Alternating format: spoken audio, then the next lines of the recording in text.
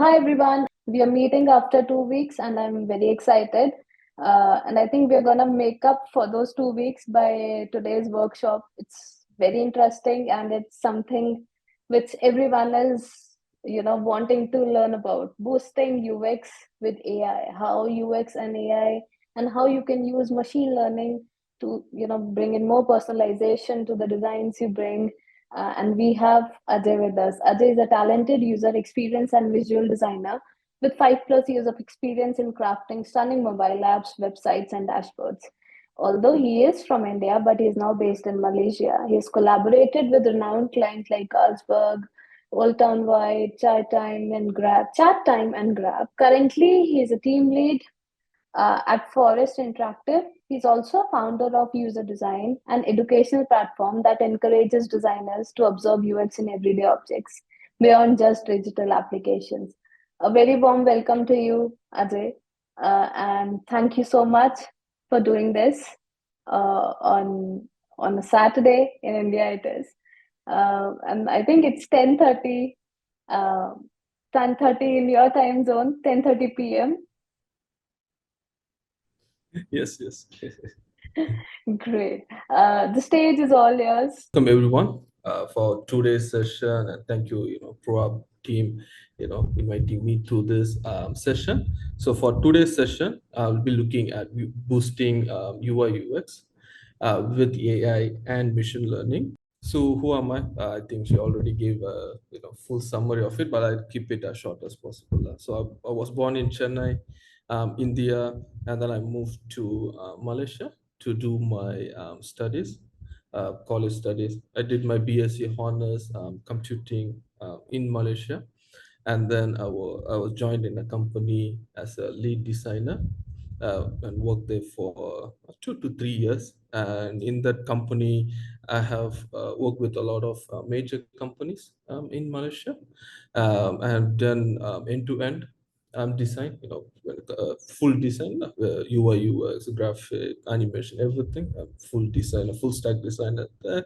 And then I want to like focus more on UI, UX, and then I joined another company, which is the current company I'm working as a team lead UI, UX designer. In total, I have like 5+ years of experience. I've done more than like 60+ projects, working in those two companies, even in freelance. Yeah, that's about me. And these are the areas I will touch today. The first is giving a basic introduction to AI and machine learning. Second is looking into the benefits of personalization in UX. Third will be the key concepts of AI-driven personalization. And then is the ethical consideration. Moving on, I'll show some case studies of the brands that you are well known for. And then is the issues that involved in AI. And then I'll have one like an activity kind of session. So I want you guys can stay to the end of the session so that we can have like a small activity and like brainstorm together, give out ideas, and last we can end it up. So the way I have structured this presentation is to very basic rather than going very deep into it, but I want to talk about different segments of the AI, not like focus on one thing, but make sure that we cover as many areas as possible, and then maybe later on we can go a bit advanced on it. At first, what is AI and what is machine learning? What is an AI? In a layman term, AI, artificial intelligence. Imagine like let's say you have a robot, that can think and make decision, like a human. So basically, an AI is all about making machine smart and capable of doing tasks that typically require human intelligence. So basically, we are trying to make the mission to mimic our human intelligence, so that you want the mission to perform a set number of tasks. The set number of tasks can be like, oh, can you recognize a certain image? Can you like route me to a certain GPS location? Um, so that's what AI is. So what is machine learning? Machine learning is a subset of AI. So take AI as the broader spectrum of everything, and machine learning is just a subset of it. Usually, in AI, we use the let's say usually in mission usually, like, we use programming. Humans, we do coding and programming and run certain commands, so we manually do everything. But in machine learning, we feed a bunch of data and we use the algorithm, and then we make the machine to learn from it, and make it to perform certain tasks. So it's basically giving the computer the ability to learn and improve from the experience, which is basically the data it gets from the application, and also to provide data and let the computer figure out all the rules by itself. So rather than us coding and us saying step-by-step instruction, the machine learning will do automatically on its own.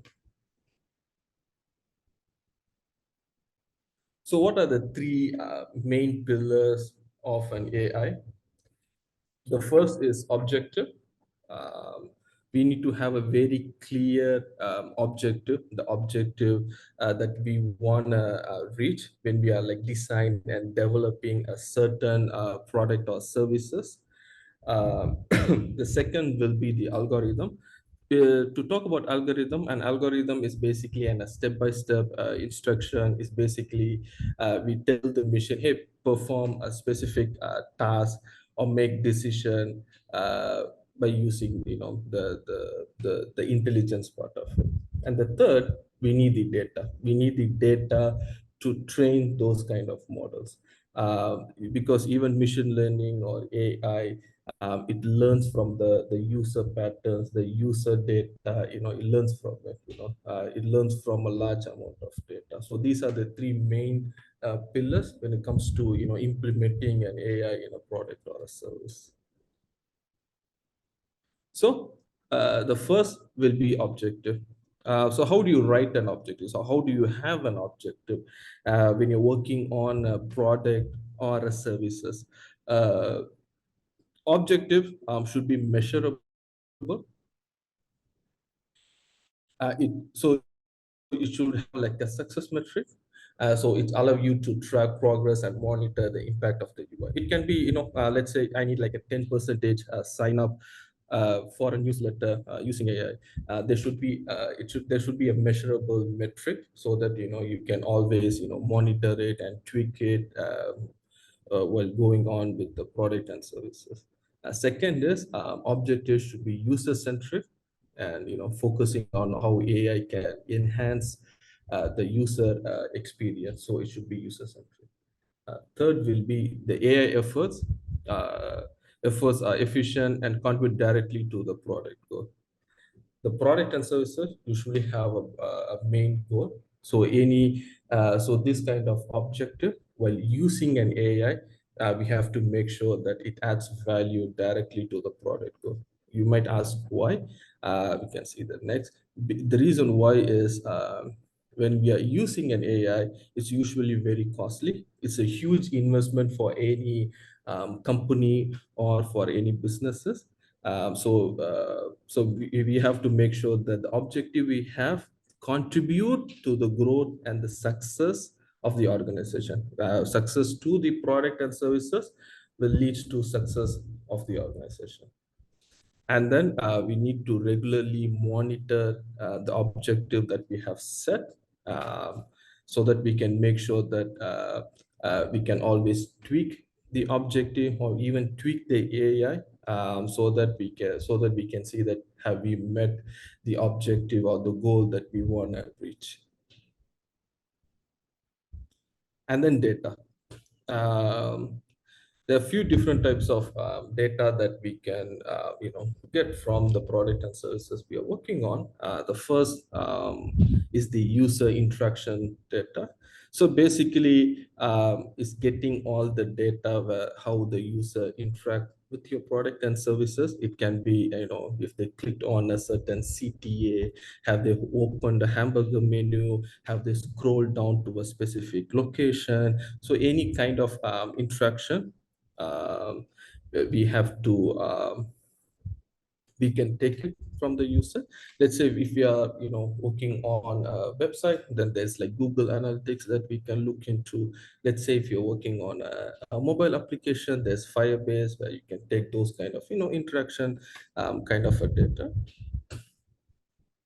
And next is the survey and the feedback data. So it's basically us asking the question to the user and getting the data. So this is what we call as a quality data. So we can send like a survey form, or like a pop-up a questionnaire, which you could have seen in YouTube. Sometimes they'll ask a question and have a bunch of answer for you to answer them. So you can ask the user directly, and then we can ask them their needs, their opinions, or if they have any frustration using it, and getting that kind of data directly from the user. And next is the user profile data. So when we are doing any product and services, we usually have like a registration form. We usually ask certain details from the user directly.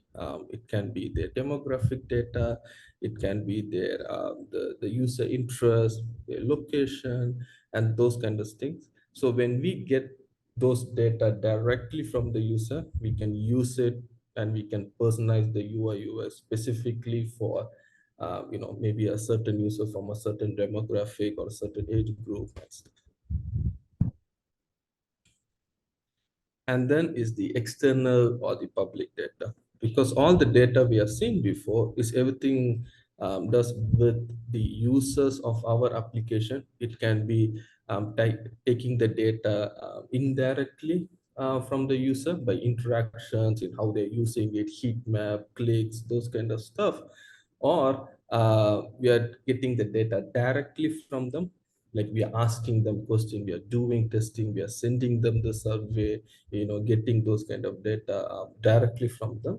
But the other type of data which is also very useful is external or the public data, is us looking into, let's say, social media, and looking into the trends, that what is happening, looking into a larger perspective of, let's say, a statistics of a certain industry or a certain product and services of a certain country, and try to understand from a larger perspective, which is outside the product and services that you're working on.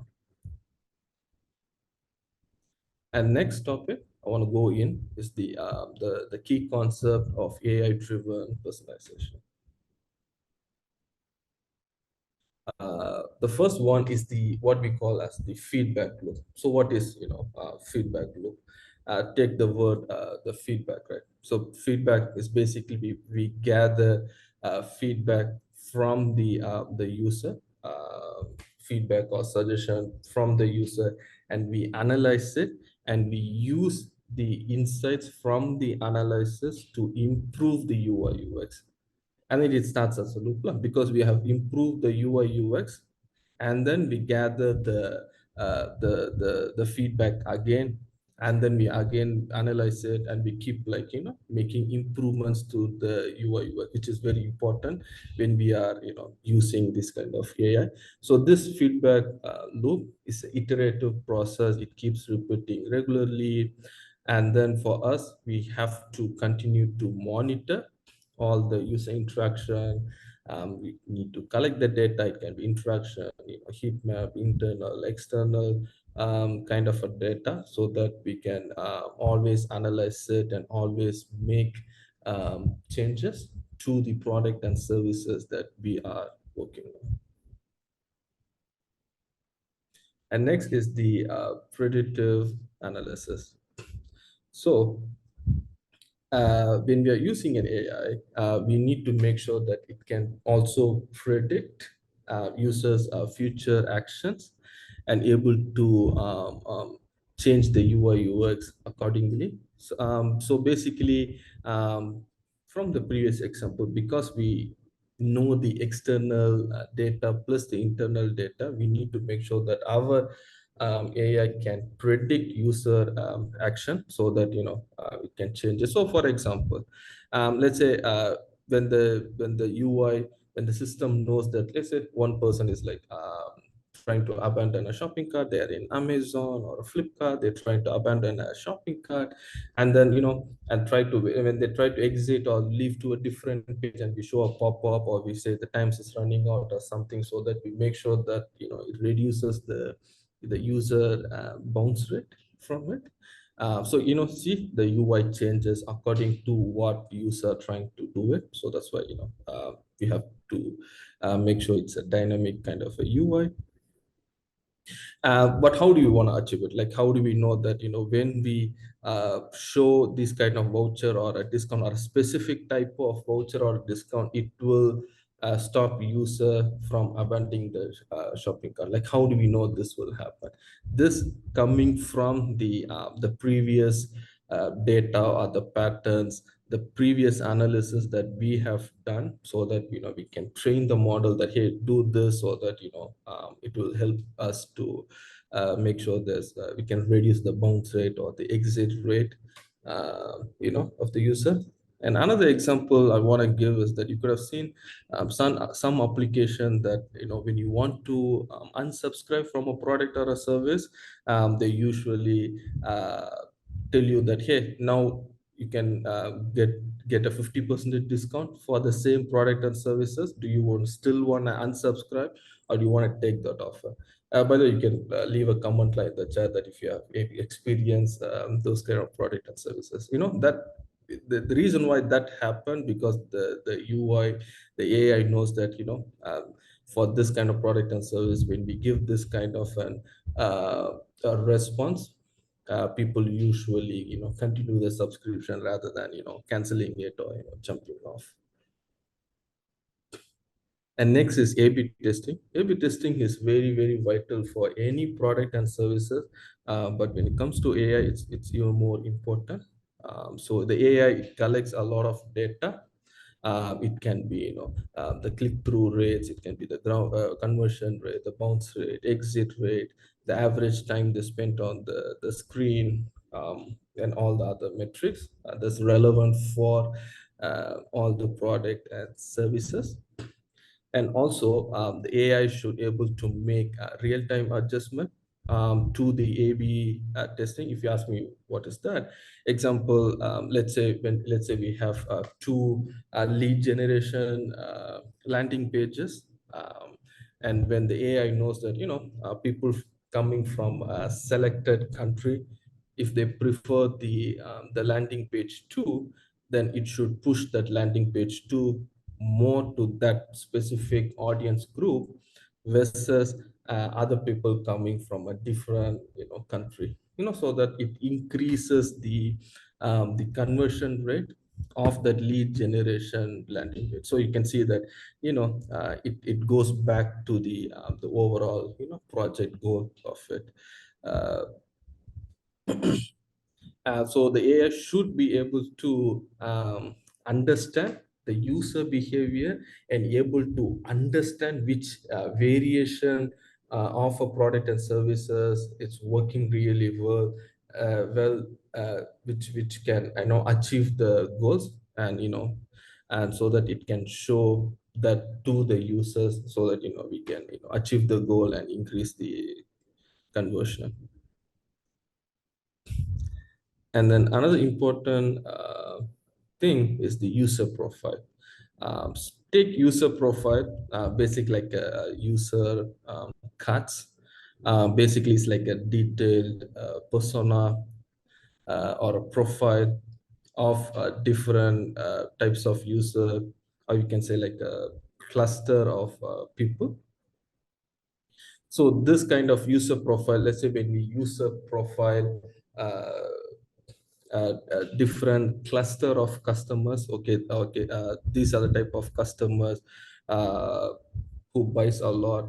They are they are from this age group, they have this kind of interest, versus these are the kind of people who always bounce off, and they are this kind of age group, and they are from this demographic, so when we can cater, when we can create those kind of user profile, we used to use a persona, so like when we can profile or create like a persona of those kind of cluster of people, and we can this will help us to easily understand those profile or person of people, and try to understand why they make decision in a certain way, and how do we cater the algorithm or AI to target those kind of profile separately, so that we can achieve our goals. And next topic is the benefits of using the the personalization in UI UX.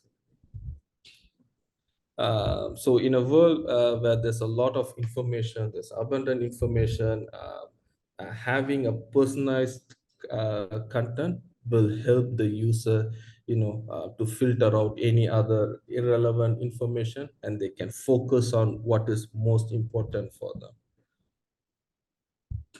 So first, I want to use a lot of real life examples, so that we can relate and stuff.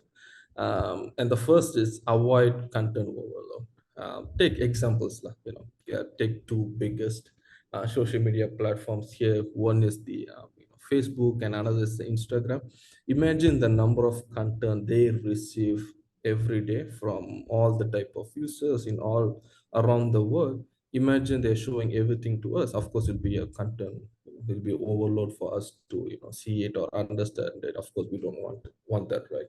We want the AI algorithm that they have to understand our preferences, to understand our interest, based on each and everyone's similar profile, similar user profile, similar user persona, so that it can target that kind of a content specifically for us, so that so that I'd be interested, so that I could keep using it. So that's very important, where we can use AI to avoid content overload. And next is the delivering customized content. We could have used Netflix, Hulu, Hotstar, or any other OTP kind of application. You could have seen that when you keep using it for a longer period of time, it always suggests to you the movies and TV shows that you usually watch, or it matches with your specific interest. For example, if you're interested to looking into documentary of an animal, when you finish the documentary, it will suggest you another documentary, and then you keep watching that documentary and finish it, and another documentary, and you stay longer in those platform, rather than let's say if the next suggested one is not something of your interest, of course you bounce off, you might go to a different OTP, or maybe you watch something else. So rather than showing content directly from Netflix, but rather than that, like customizing it based on each of the user preference, I think it helps a lot, to make sure that it reduces the bounce off rate, and make sure that you hooked on to the application. Next is the personalization of email and notification. Take one example, right? But you could have seen in any e-commerce, like this usually happens in a e-commerce kind of an platform, where you could have seen the newsletter that you receive, or the notification that you receive, is very personalized. It's not something that everyone receives the same thing. Is usually personalized for each and everyone. Let's say if you're interested in like a tech product, so if any new tech product comes in, you will get a notification of that tech product. If there's a specific uh, offer that is happening, they will show to you, but they might not show to other people, because that's not of their interest, but this is of your interest. So the emails that sent you, It's personalized. It's not the general thing that they, send you. Of course, they have different, groups of newsletter, but they usually, send you a notification or email based on of your interest, so that you click on it. So when you click on email or click on the notification, it improves the click-through rate or the CTR uh, of that, and then you go into the product, and or there's a higher chance that you will buy it. So it increases the conversion rate. And next is the behavioral kind of a trigger. This kind of behavior kind of trigger, I want to give example of Nike or any other fitness apps, any other fitness app. They usually do this. Let's say they send you, let's say, a reminder uh, that pushes you to even like Google fitness app, they usually send you a reminder saying that you haven't reached the number of steps for this X day, which helps, which so that they monitor first, right? They monitor that you haven't run, or you haven't done any you haven't reached the goal of the number of steps, so they know your behavior, and then it creates a notification that sends to you to remind you, and that pushes you to get reminded, and and then you finish the goal, or you get something out of finishing the goal. Finishing that specific goal, maybe there can be a leaderboard or a progress where other people of your friends and family can see it, so they can push you like that. And then so that's behavior, right? Depends on the your user behavior. It sends certain dynamic notification that pushes you to finish the goals of that application. Another famous application is Duolingo, where you could have seen a personalized learning, because each user have a different kind of expertise. Duolingo, it understands that from your user profile and your user activity. So it can understand each of the users' proficiency level, the previous performance, and their engagement, and how and their the previous learning outcome, and then it can use that, and then it can create you a lesson structure that is like personalized for you. Maybe you're a bit slow learner, maybe you need more time, maybe it takes, it's not the same learning structure for each and every single user. It's always different that adapts to each of the users. So you can use AI to learn all this pattern and data and create those kind of personalized learning, but also monitor that by doing a personalized learning program for the few people, are we achieving the goal? Can the people able to finish the courses? Has it been increased from what it has been before? And next is the relevant content. This ties a bit back to how Netflix is doing it. Same concept. When you go to, like, let's say, Medium kind of an articles, they usually they show a recommendation based on the articles that you are interested in, the articles that you keep reading. Even the emails that you receive, they always show you send you the article that you are interested. Let's say if I'm interested in UI UX, I usually get emails of suggestion of other UI UX article for me to read through. On my homepage only have those kind of article that I have shown, previously uh, previously shown interest to. So because of that, there'll be a higher click-through rate of those articles, rather than, let's say, if I'm not, let's say, example, if I'm not into cooking, of course they won't get any clicks from me if they show me cooking kind of articles for me. Of course, the articles they show to me, It should, cater for the interest that I have. It should understand the interest I have, and interest will change from user to user. You might have a certain interest now, and it will change in the future. And the AI should understand that, and it has to show you the content that relevant to you for that. And next is interesting topic is the ethical consideration. When it comes to AI, there's always a topic on the ethical part of it. There's always a gray area on it. So I want to go through each of the major problem that might happen that we as a designers, UI UX designers, has to keep in mind. The first is the privacy concerns. The problem is collecting and using of the data for artificial intelligence or machine learning will create privacy concern, and especially it involves sensitive information. For example, I think one of the real life example I can give, when WhatsApp was brought by Facebook, there was a lot of uninstall that has happened because people are so worried that Facebook will take the data off the chat and use it to train their model, because it was absorbed by Facebook. So people are so afraid is because of this exact reason. And also let me know if how many people here has unsubscribed from uninstalled WhatsApp because of this exact reason.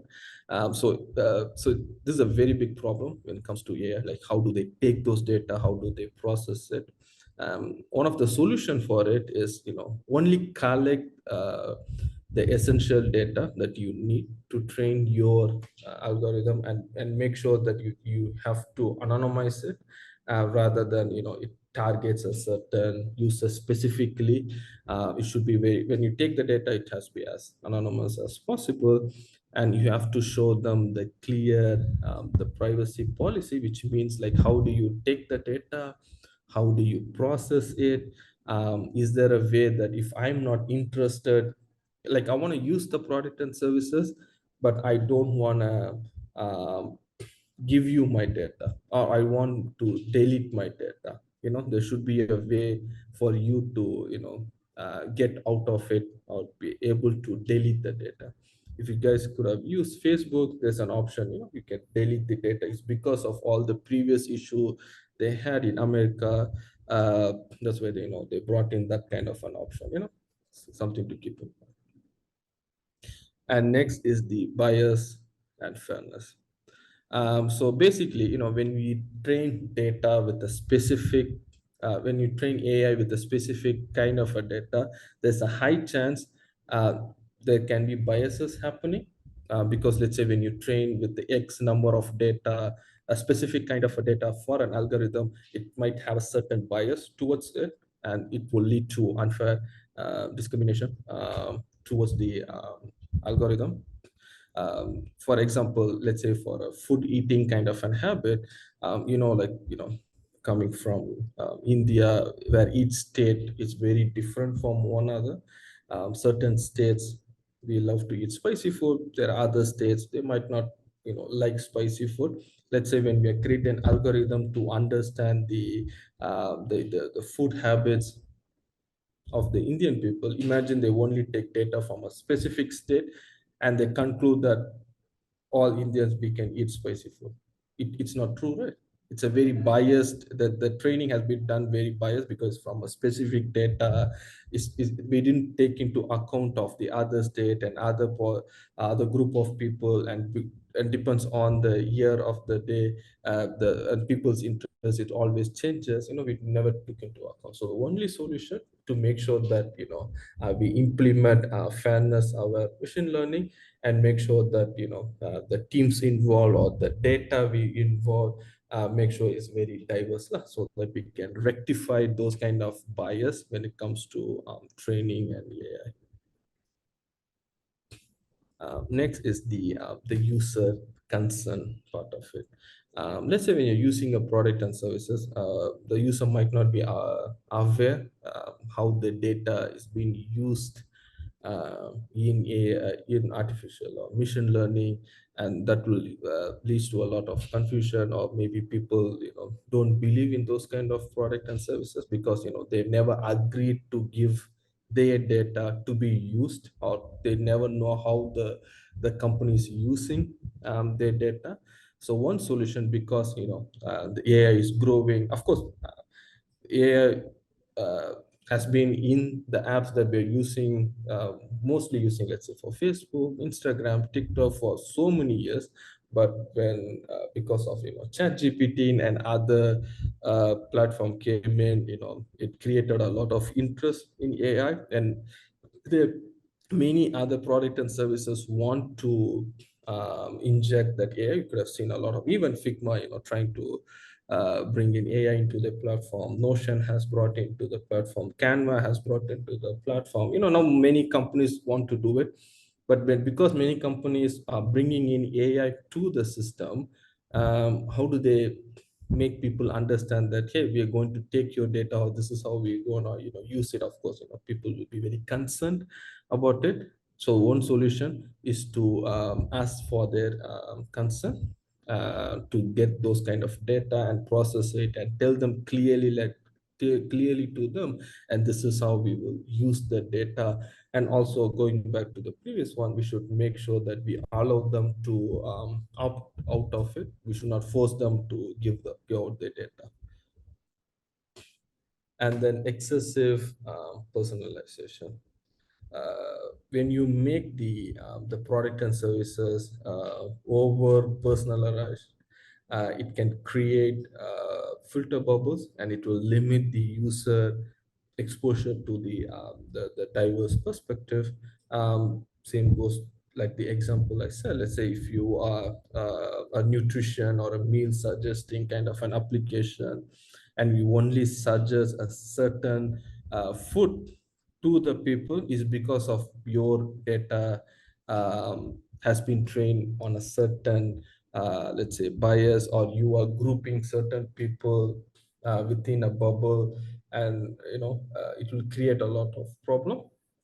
You should understand, you should always let the people to keep changing the personalization, or keep changing the interest that they have, that so that they can uh, able to see any other information. They can able to change their mind, or able to explore other options, rather than we are focusing them, putting into a bubble that they cannot go on. You should always let them to explore other type of content. So that's the solution of it lah. Make sure that there's an customization session option for them to change the preferences, the interests, or that. And also we make sure that we let the user to explore a bit also, rather than over personalization it, and create those kind of bubbles.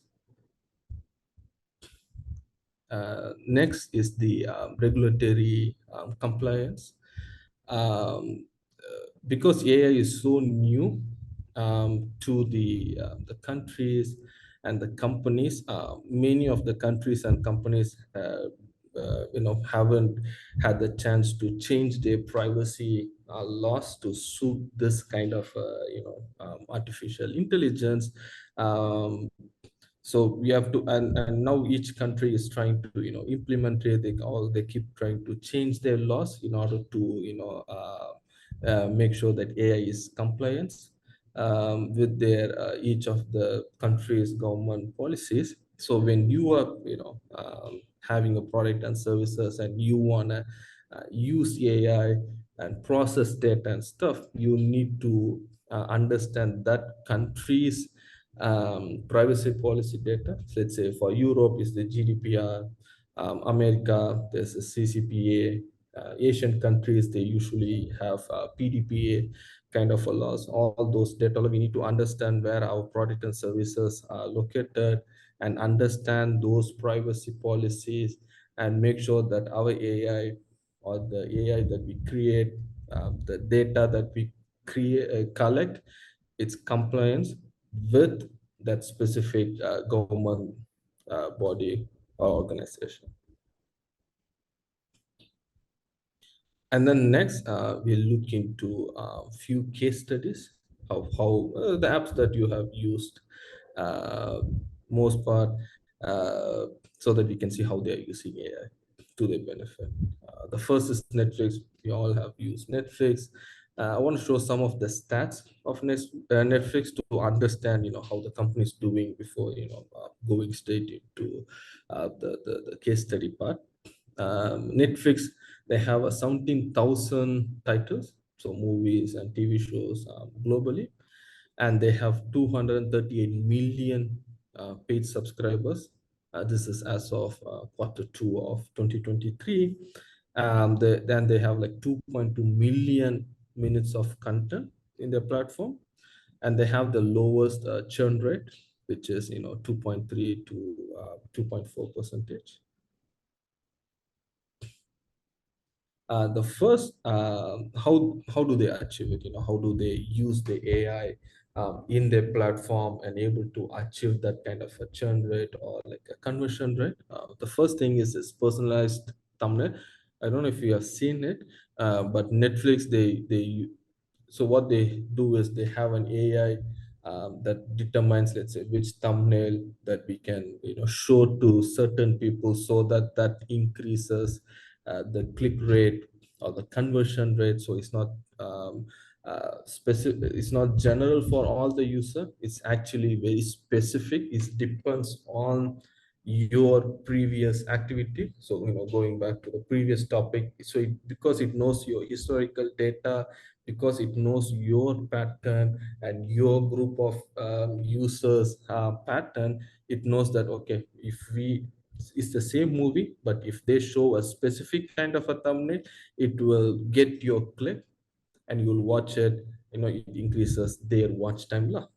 End of the day, the way they do it, they know your interest, they know your data, they train their machine learning, and then they create those kind of a predictive algorithm to show you certain thumbnails so that you click on it, and then it increases the conversion rate. Next is A/B testing. Um, Again, same. They use the A/B testing with the help of the machine learning that they have to test out, let's say, different user interfaces. It can be the new features they have launched, or the new the movies that they have released. How do they want to show to the user? Where do they get certain kind of clicks? To use that kind of algorithm. And then they can use that data to fine tune the user interface and the user experience of the overall platform, so that it helps the user, and also helps the product and the services. Next is the user segmentation. Like the user profile that we have seen before, Netflix uses the same concept, the user segmentation. They will segment the user into different category, different clusters, based on a specific habits or preferences, rather than a persona. For each person, they can group a cluster of users. When you have like 338 million users, grouping them into a different cluster of people with having the same kind of habits and preferences, and using the AI to target that a specific or personalized algorithm to target that kind of user profile, so that they can get a specific conversion, will help the platform. So that when they have that kind of a cluster, a specific habit and a preference, even the marketing team, or if they want to show recommendation, everything is be easily achievable, because they're targeting, they know what they what that cluster will click on. How do you get that conversion rate from that group of users. And the next company I want to go through is the LinkedIn. Again, we have used it. I want to show some of the stats to understand how big the platform is and what they have achieved. The first is they have 930 million members, and they are in 200 countries and territories worldwide. And when it comes to job portal in LinkedIn, they have 61 million search for jobs each week, and then 8 people they hired every minute. And that's how successful their job portal in LinkedIn, and that's how big LinkedIn is. The first one is like they use recommended connection, which you could have seen. You always then LinkedIn, they always show you, the people, the people that they suggest are usually within your interest or within your expertise, is because of the connections that you already have, the followers or the connections that you already have. They understand the industry, the job scope that you have, so that they'll show you that kind of connections to you, so that you can connect with them better. So because both of you share the same interest. And next is the job recommendation. You can see from the stats, how successful they are in the job market.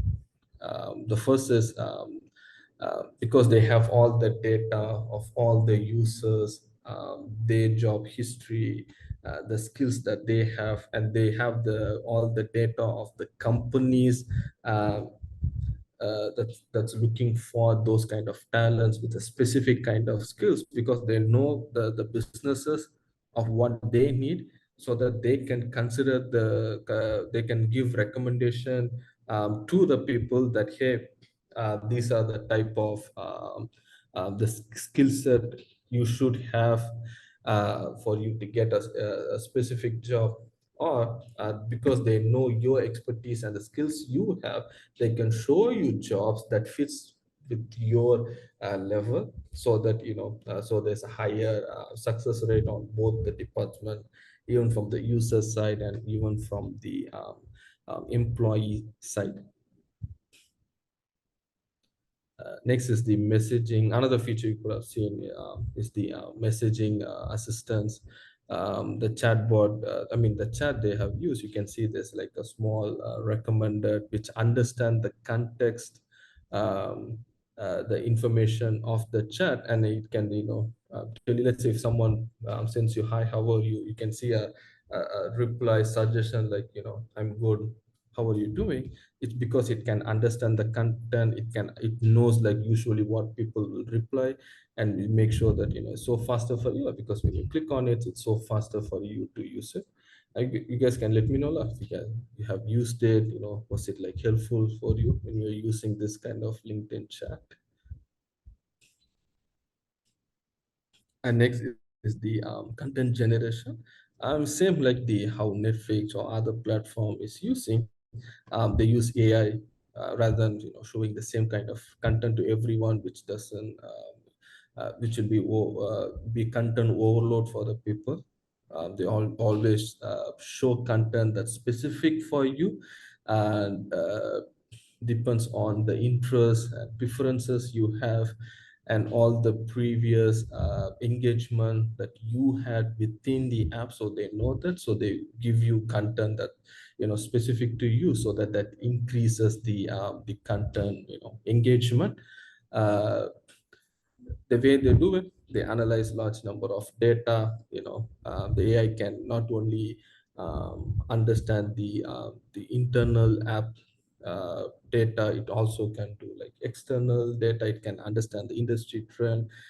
It can help to give insights to the user. It can tell people that, hey, you are in UI UX field, maybe you should have the skill set of an AI, maybe to get a better job, because it can understand the industry trend.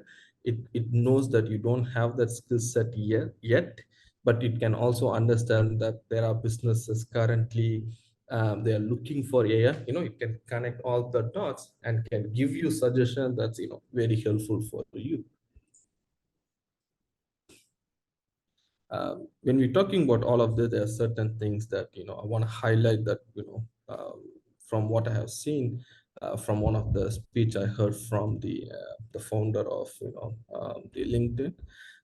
So when they had an objective of an AI when they implemented this kind of algorithm. One of the issues that they saw that there were many spammers. They took advantage of their algorithm, and they generate a lot of likes by creating a lot of memes in LinkedIn, so that it gets that engagement, it gets that likes. Because imagine they have an algorithm, when a post is getting a lot of engagement, maybe push it to a larger audience.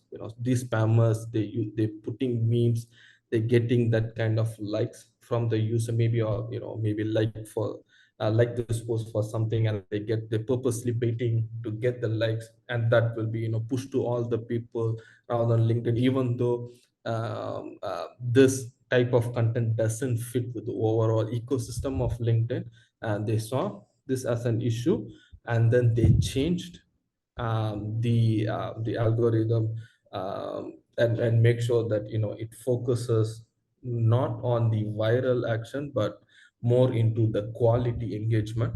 When it comes to, like, when you ask me what is quality engagement, it's not just likes of a post, but they added another trigger. It's all the comments that you're putting into a post, like what kind of comment you're putting into it, how you're sharing it, what kind of people that looking into your post, so that they take all this into account also, not just likes lah, so that we can fix this specific issue.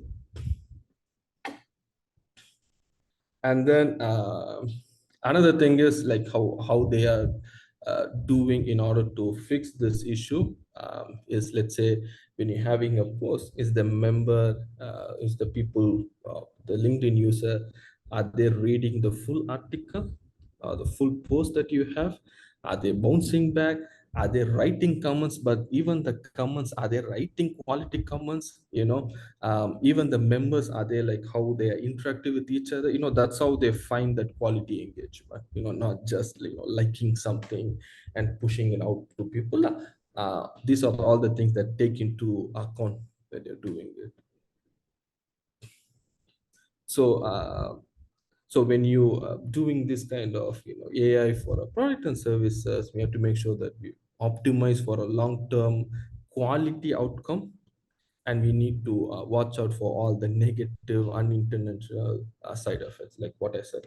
When they when LinkedIn created that algorithm that pushes viral posts to all the people, there was unintentional side effect, was the spammers using it to push memes to the whole platform. So we need to watch out for that lah, basically.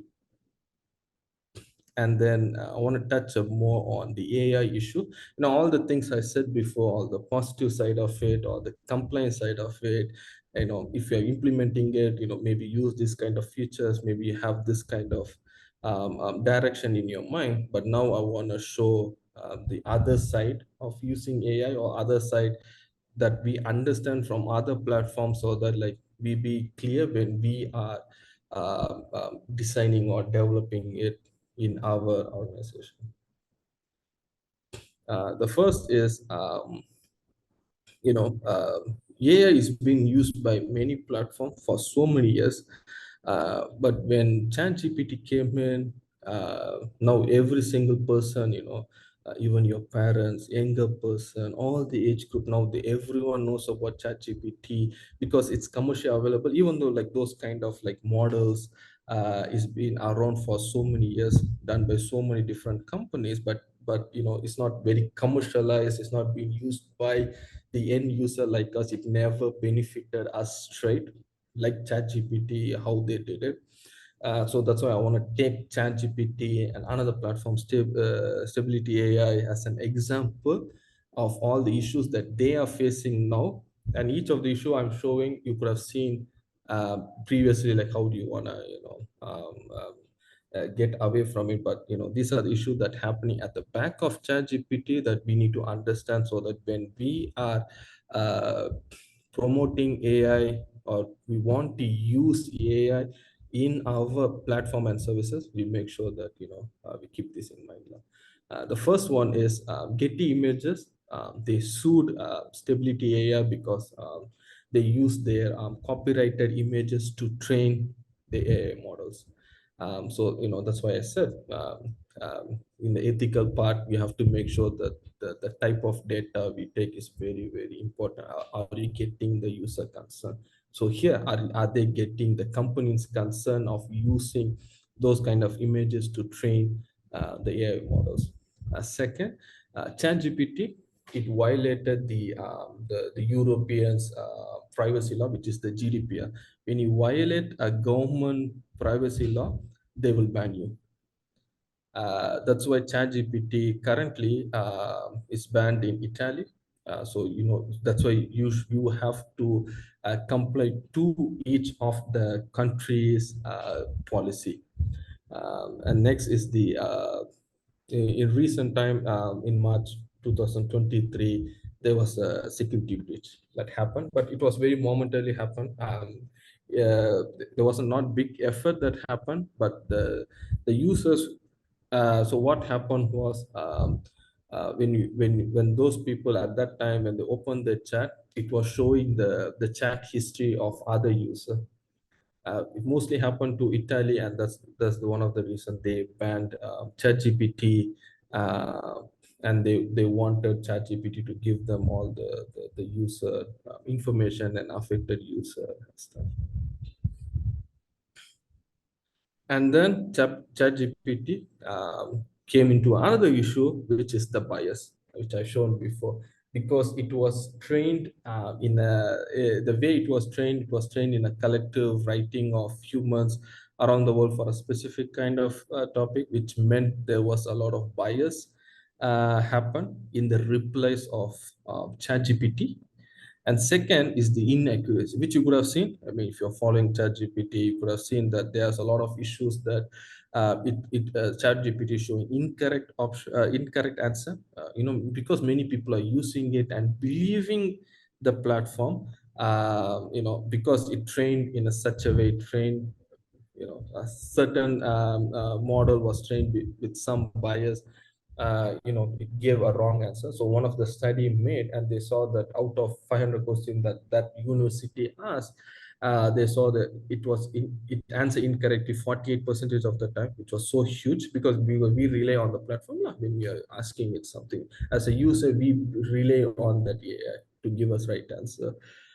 And then there are so many businesses uh, that has they are considering bans on ChatGPT. You could have seen a case where even Samsung has banned ChatGPT to be used within the platform because of one person. um, uh, that person asked the send the company code to the ChatGPT to fix the code, and they found it, and they banned ChatGPT in the organization. On top of that, like close to 75% of businesses they are trying to implement, and they're trying to ban off ChatGPT because of data it collect and how they are processing it and stuff. And like I said before, Italy, they became the first Western country to ban ChatGPT. Uh, the reason why I want to show all of this is because if you don't follow the things that I said before, can be how you are training it, how you are getting the consent from the user, how you are complying to the specific country you're working on is very, very important.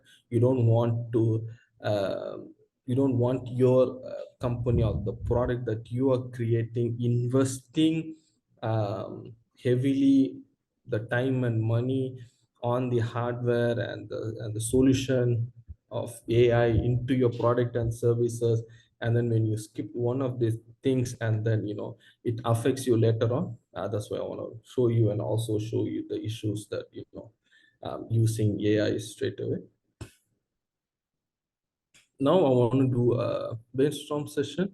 There's no right or wrong answer. I just want like people to think about it, and whatever you can think of, you can write me in the chat, or you can talk or whatever. So the objective I want to give you is, let's say, hypothetically take as an objective, let's say we build an AI fitness coach that analyzes, user activity data, that creates a personalized workout routine and nutrition suggestion. Uh, and in order to help to achieve it, we need a 10 percentage improve in the fitness goals. That's why when I talk to you about the objective, this is how you should write an objective for your product and services. The one is, you to have a goal lah. So the goal is, we want to show personalized workout routines and suggestions for the user. And how we are doing it is we analyze the user data. What's the success metric of it is the 10 percentage improvement in the fitness goals, so that the AI can create algorithm, so that we can reach that success metric lah. So this is the objective. And we assume it's available as a mobile app. It's also an app that available in the smartwatches, and the user group is worldwide. So the question that I want to first open up is the data part of it. What kind of data that we can get from this kind of platform? What are the types of data that you assume that we can get from the platform, that we can use it later on for algorithm or suggestion, in order to achieve the goal? What kind of data? In the previous slide, you can type in the chat also. I can open up the chat and look into it. Just brainstorm. There's no right or wrong answer. You know, uh, Should there's I no. start? Oh, please, please, please, please. I think along like when people start with their fitness regime, generally they say that 80% is food and 20% is exercise. Right. So I think the calorie intake that they're taking, they're logging in the food or the meals that they're having. Such kind of data would be very helpful in providing them suggestions like, okay, you need this much amount of protein in diet.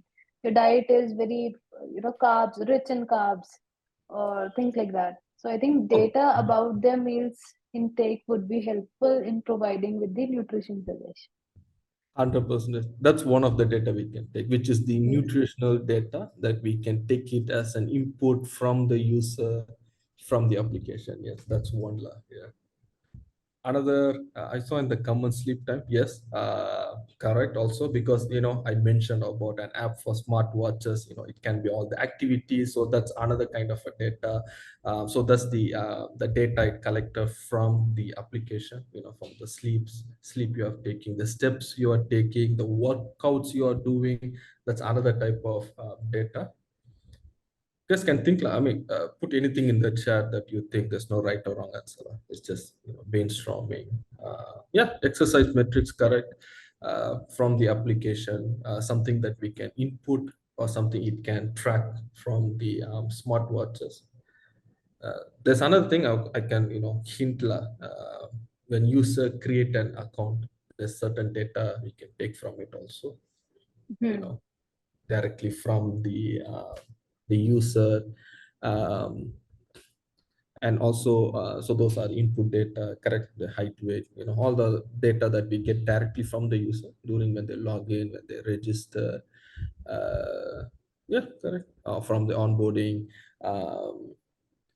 Next, I can tell you maybe the historical data.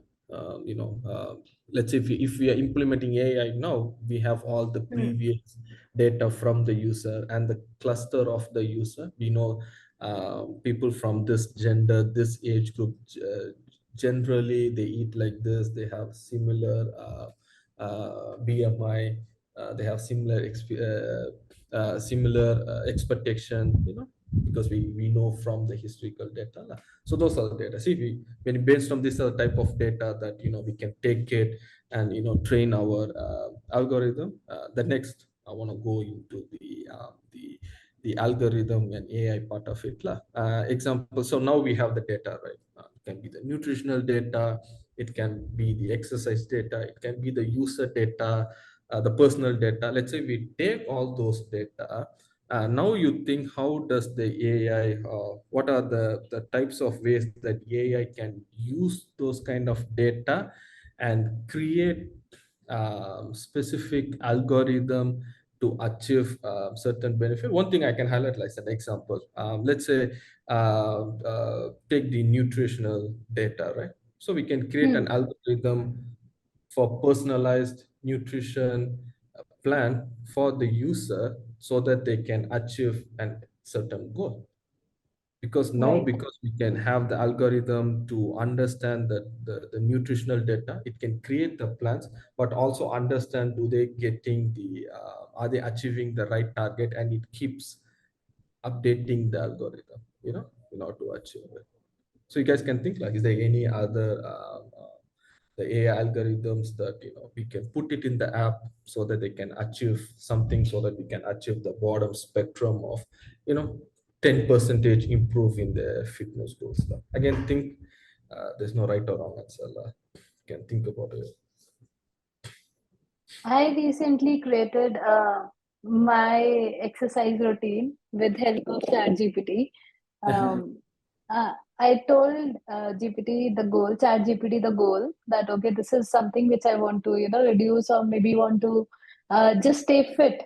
So please suggest something, a 4 week routine, and then make it progressively, uh, make it a little difficult after 4 weeks, and then change it. So initially, what it suggested was just cardio for 4 weeks, and then okay, now after 4 weeks, you can go into weight training and things like that.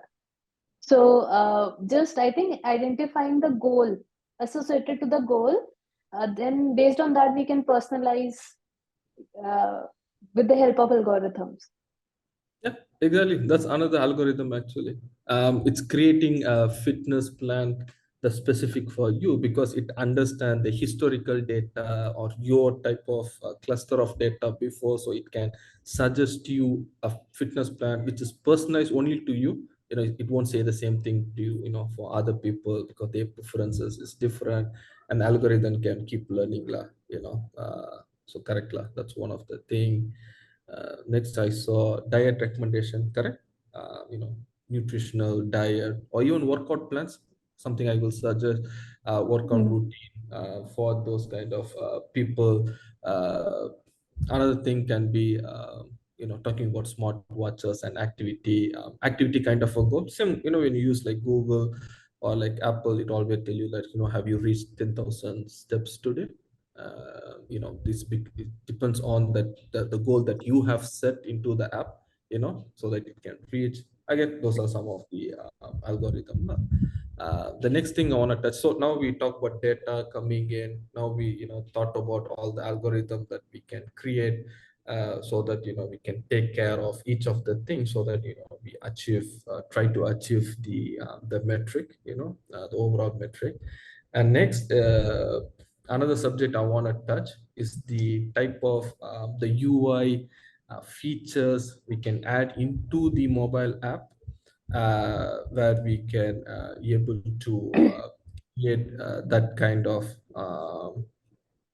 suggestion for the people, creating so suggest me few of the UI features that we can add to the fitness mobile app, where we can achieve this kind of a goal. So for example, first thing I can say is the rewards kind of a system. Let's say, rather than when you just achieve something, just a congratulation or a cheer, I don't think it will push you to do more. Maybe let's you get some rewards out of it. You can get some points out of it, where you can redeem later to buy something. Think about any other like gamification kind of a feature we can add to achieve that business goal, which is the 10% improvement.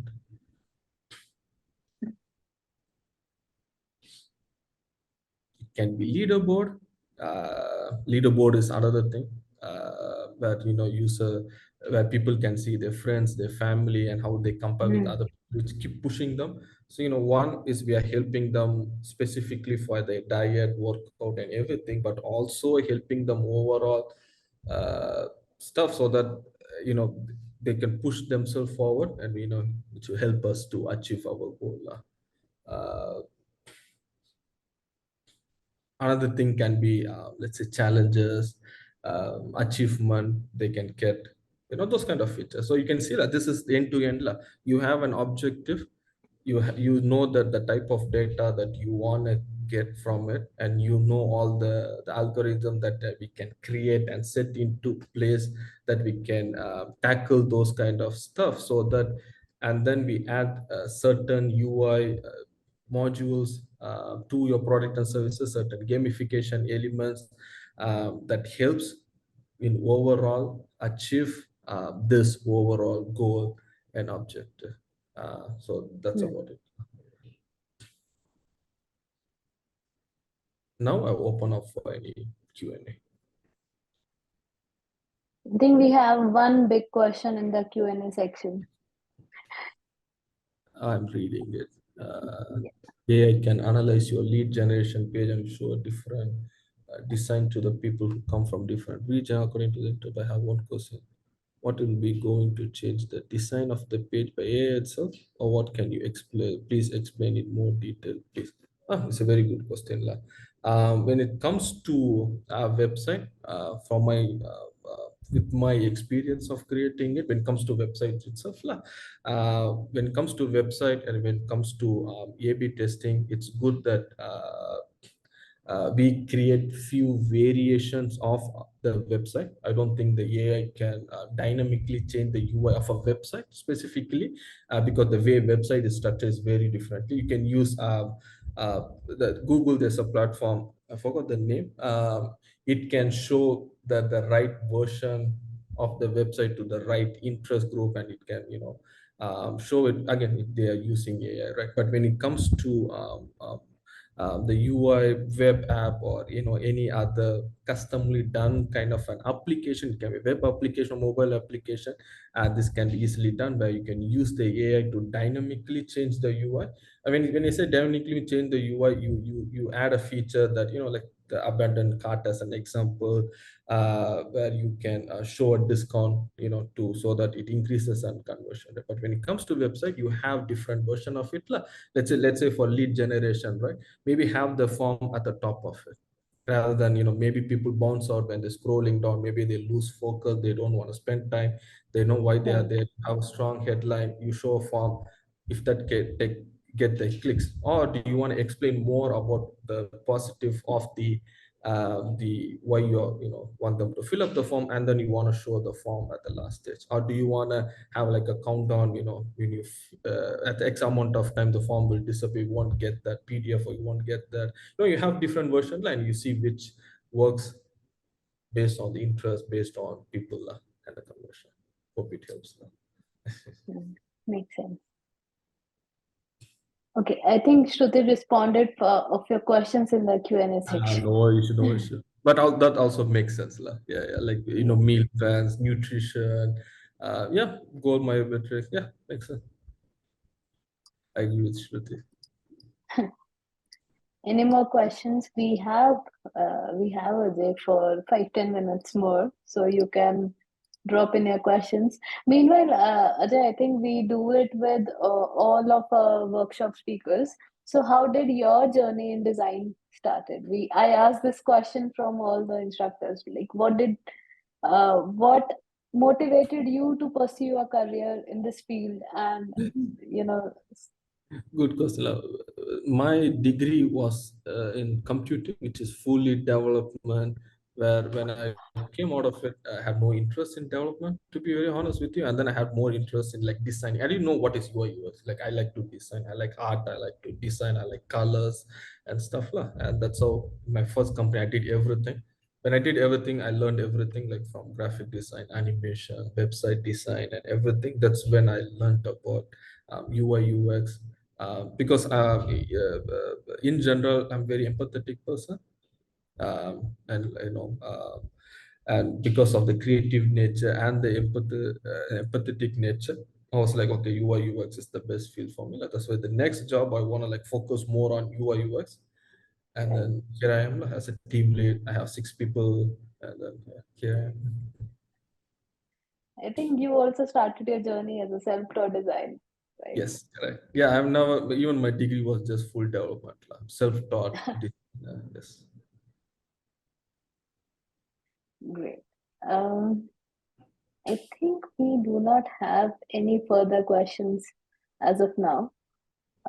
So I would say thanks a lot. And I think it's the first workshop of the September month, and we are Oh, nice. also we're also celebrating this month as pro instructor, celebrating Teachers Month. So Oh, nice. I think it started great. Thank you so much for doing this.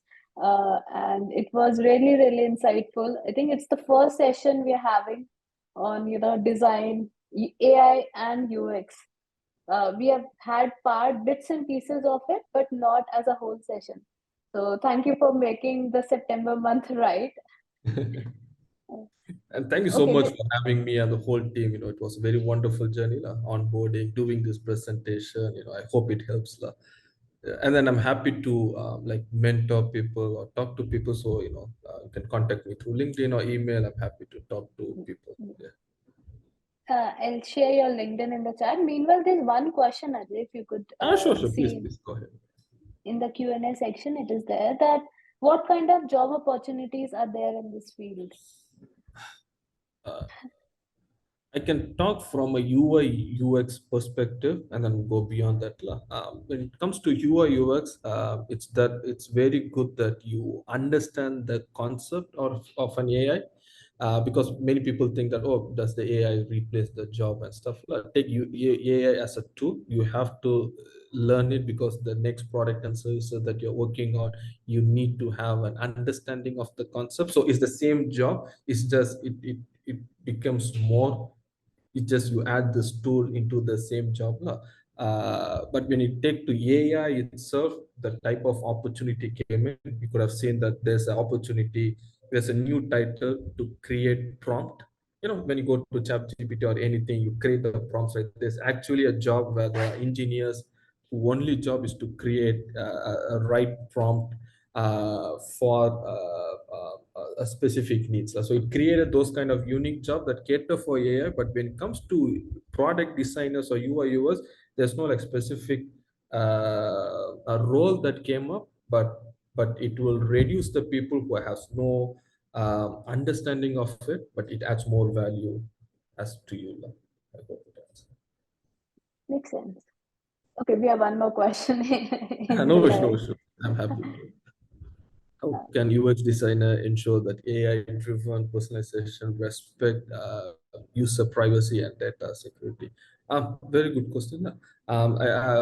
Same thing that like I answered, during the slide. In order to ensure data privacy and data security for the AI personalization is first to have a clear policy set up for your product and services, and make sure that you get the right concern from the user. The user should understand that, hey, this is are my data that's been getting from me, that being used in the AI.